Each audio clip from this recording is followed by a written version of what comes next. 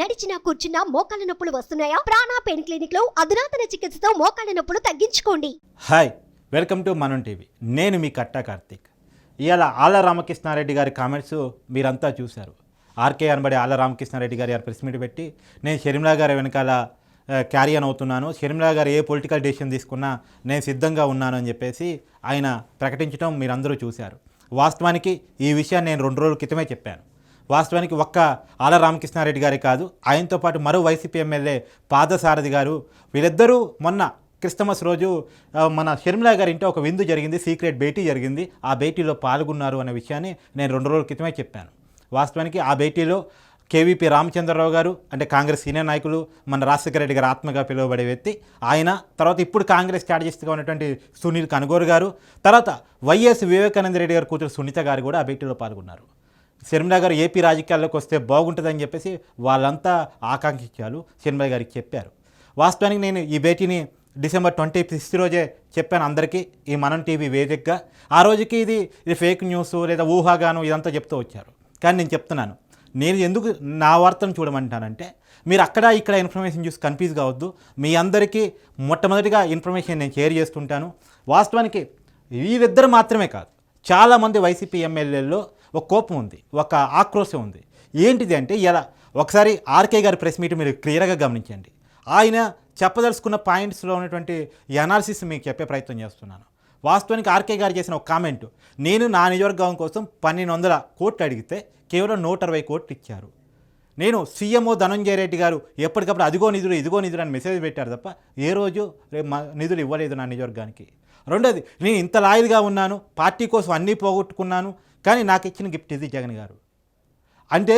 దీంట్లో చెప్పకనే చెప్తున్నారు. వాస్తవానికి జగన్ గారు చేస్తున్న ప్రయత్నం ఏంటంటే, ప్రజల్లో ఉన్న వ్యతిరేకత ఏమో ఎమ్మెల్యేల మీదకి నడుతున్నారు. అంటే అభివృద్ధి లేదు, ఎమ్మెల్యేకి ఏ పనులు చేయలేదు అని చెప్పేసి అనేటువంటి వ్యతిరేకత ఉందో, ఆ వ్యతిరేకత మొత్తం ఎమ్మెల్యేలకు పోస్తున్నాడు. నవరత్నాలు, మంచి సంక్షేమ పథకాలు, మంచి మొత్తం తనకేసుకుంటున్నాడు, మంచిని మొత్తం తన ఖాతాలో వేసుకుంటున్నాడు, వ్యతిరేకతను మొత్తం ఎమ్మెల్యేల మీద పోస్తున్నాడు. ఈ విషయాన్ని ఎమ్మెల్యేలు చాలా కోపంగా ఉన్నారు. అంటే వ్యతిరేకత ఏమో మాదా, మంచి ఏమో మీదా, ఇది ఎక్కడ పోవాలని చెప్పేసి వైసీపీ ఎమ్మెల్యేలు చాలా కోపంగా ఉన్నారు. కానీ బయట పట్టడానికి ఎవరికి వాళ్ళు భయపడుతున్నారు. ఎందుకంటే పొలిటికల్ కెరీర్ కావాలి. వేరే పార్టీలోన అక్కడ వాళ్ళకి ఆల్రెడీ వేరే పార్టీలు జనసేన, టీడీపీ వాళ్ళకి అభ్యర్థులు ఉంటారు ఆ కాన్స్టిట్యున్సీలో. ఆ పార్టీలో డోర్ తెరుస్తారో లేదో గ్యారంటీ లేదు. కాబట్టి ఇప్పటికిప్పుడు కామెంట్ చేయడం మంచిదా కాదా అని భయపడుతున్నారు. రెండోది ఏంటంటే, నేను కాదు వేరే వాళ్ళ ముందు బయటపడితే బాగుండు అనుకుంటున్నారు. అంటే పిల్లికి గంట కట్టేది ఎవరు అన్నట్టు, ఇప్పుడు పిల్లికి ఆర్కే గారు గంట కట్టేశారు. సో ఇప్పుడు ఒక్కొక్కరుగా వైసీపీ ఎమ్మెల్యేలు బయటపడే పరిస్థితి కనపడుతూ ఉంది. నిన్న పార్థసారథి గారు కూడా, నేను చెప్పిన ఇంకో పేరు ఆళ్ల రామకృష్ణారెడ్డి గారితో పాటు పార్థసారథి గారు, ఆయన కూడా బయటపడ్డారు. జనం గుర్తిస్తున్నారు కానీ జగన్ గారు గుర్తించట్లేదు మమ్మల్ని అని చెప్పేసి బయటపడ్డారు. ఈ విషయాలన్నీ నేను ముందే చెప్తూ వస్తున్నాను. కాబట్టి నేను చెప్పేది ఏంటంటే, షర్మిలా గారికి వెనక ఏపీ రాజకీయాల్లోకి క్రియాశీలకంగా వస్తే, కాంగ్రెస్ గుర్తు తరపున వస్తే, వాళ్ళు షర్మిలా గారు వెనక ర్యాలీ కావడానికి వీళ్ళిద్దరు మాత్రమే కాదు, వైసీపీలో చాలామంది ఎమ్మెల్యే సిద్ధంగా ఉన్నారు.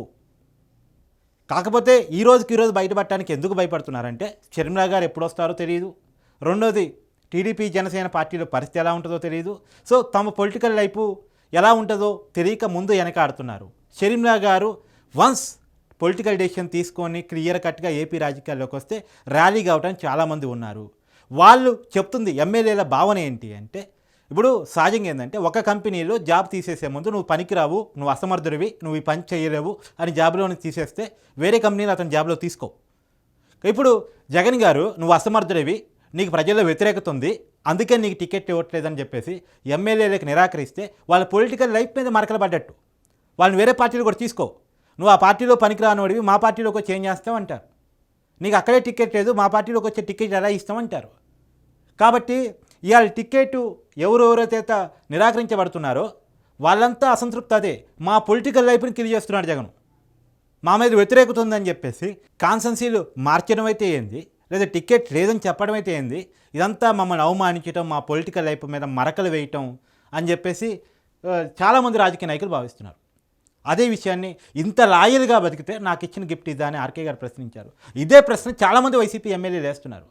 కమిటెడ్గా రాజశేఖర రెడ్డి గారి కుటుంబంతో మొదటి నుంచి రాజశేఖర రెడ్డి గారి కుటుంబం కోసం బతుకుతూ వస్తే కమిటెడ్గా బతుకుతూ వస్తే జగన్ గారు తన స్వార్థం కోసం, తన అవసరాల కోసం, తన గెలుపు కోసం, తన కెరీర్ కోసం మమ్మల్ని బలి చేస్తున్నారు.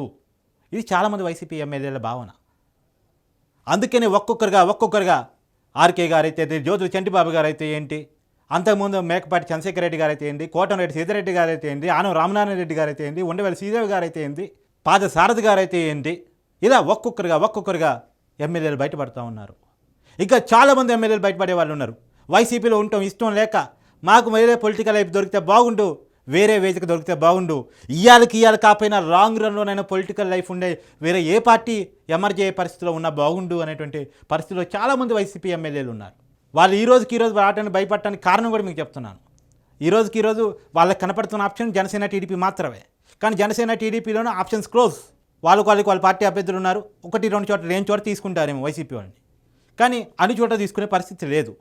కాబట్టి వాళ్ళు వేరే ఆప్షన్ ఎక్కడ ఉంది? ఇప్పుడు షర్మిలా గారు కనపడుతున్నారు వాళ్ళకి ఆప్షన్గా.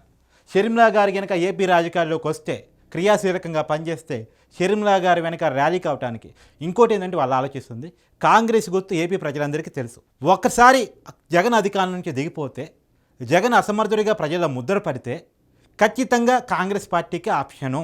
టీడీపీ జనసేన ఇష్టం లేనటువంటి వాళ్ళు వైసీపీ ఓట్ బ్యాంక్ అంతా కాంగ్రెస్ వైపే మళ్ళీ అవకాశం ఉంది.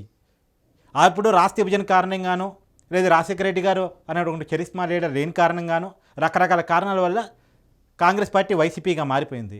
మళ్ళీ కాంగ్రెస్ పార్టీకి అదే రాజశేఖర రెడ్డి గారి కుటుంబం నుంచి ఒక మనిషి వచ్చి కాంగ్రెస్ పార్టీని బతికించే ప్రయత్నం చేస్తే 2029 నాటి కాంగ్రెస్ పార్టీ బతికిద్ది. ఎందుకంటే ఇప్పుడే జగన్ గారి మీద ఉన్నటువంటి ముద్ర అందరికీ తెలుసు. జగన్ గారి వ్యక్తిగత కుటుంబం కూడా జగన్ గారిని వ్యతిరేకిస్తున్న విషయం కూడా మనందరం చూస్తూ ఉన్నాం. జగన్ గారిని మొదటి నుంచి ఫాలో అవుతున్న వాళ్ళంతా జగన్ గారిని వ్యతిరేకిస్తున్న విషయాన్ని మనం చూస్తూ ఉన్నాం.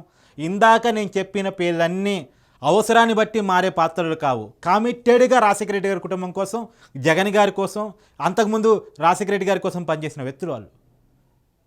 కానీ ఇవాళ వాళ్ళంతా అసంతృప్తిగా ఉన్నారు. ఇప్పుడు వైఎస్ షర్మిల గారు ఎవరో మీ అందరికీ తెలుసు, జగన్ గారి సొంత సోదరి. సునీత గారు ఎవరో తెలుసు, వాళ్ళ కుటుంబంలో వ్యక్తి. వివేకానంద రెడ్డి గారి కూతురు. విజయమ్మ గారు ఎవరో తెలుసు, జగన్ గారి మదరు. ఇలా వీళ్ళంతా అసంతృప్తిగా ఉన్నారు. వైసీపీలో చాలామంది ఎమ్మెల్యేలు అసంతృప్తిగా ఉన్నారు, లాయర్గా ఉన్నటువంటి వాళ్ళు. సో వీళ్ళంతా కలిసి షర్మిల గారి నాయకత్వంలో కాంగ్రెస్ పార్టీని పునర్జీవం చేయడానికి ఏపీలో ప్రయత్నాలు జరుగుతున్నాయి. వైసీపీలో పెద్ద ఎత్తున చీలిక రాబోతోంది. అతి తొందరలోనే వైసీపీలో ఒక్కొక్కరిగా చాలామంది ఎమ్మెల్యేలు, దాదాపు నాకు తెలిసినంత వరకు 20 మంది ఎమ్మెల్యేలు ఇమీడియట్గా షర్మిల గారి నాయకత్వంలో పనిచేయడానికి రెడీగా ఉన్నారు. షర్మిల గారు పొలిటికల్ డెసిషన్ ప్రకటించడమే తర్వాత మనకున్న సమాచారం మేరకు జనవరి మొదటి వారంలో షర్మిల గారు తన పార్టీని, కాంగ్రెస్ పార్టీని విలీనం చేయబోతున్నారు. తర్వాత వాళ్ళింటో ఒక శుభకార్యం ఉంది. శుభకార్యం తర్వాత తను పులిఫెజ్రీగా ఏపీ రాజకీయాల్లోకి వచ్చే అవకాశం ఉంది. తనకే తెలుసు ఇప్పటికిప్పుడు ఈ ఎన్నికల్లో కాంగ్రెస్ పార్టీ అవకాశం లేదనేటువంటిది. కానీ టార్గెట్ 2029గా తను వర్క్ చేయబోతున్నారు. ఖచ్చితంగా ఈసారికి జగన్ గారిని అధికారం నుంచి దించడమే లక్ష్యంగా షర్మిల గారు పనిచేయబోతున్నారు. మరి చూడాలి ఇదంతా ఎలా వర్కౌట్ అవుతుంది. ఏపీ రాజకీయాల్లో 2024లో జరగబోయే సంచలనాలు ఏ రకంగా ఉంటాయనేది మేము చూస్తూ ఉండండి. థ్యాంక్ యూ, ధన్యవాదాలు.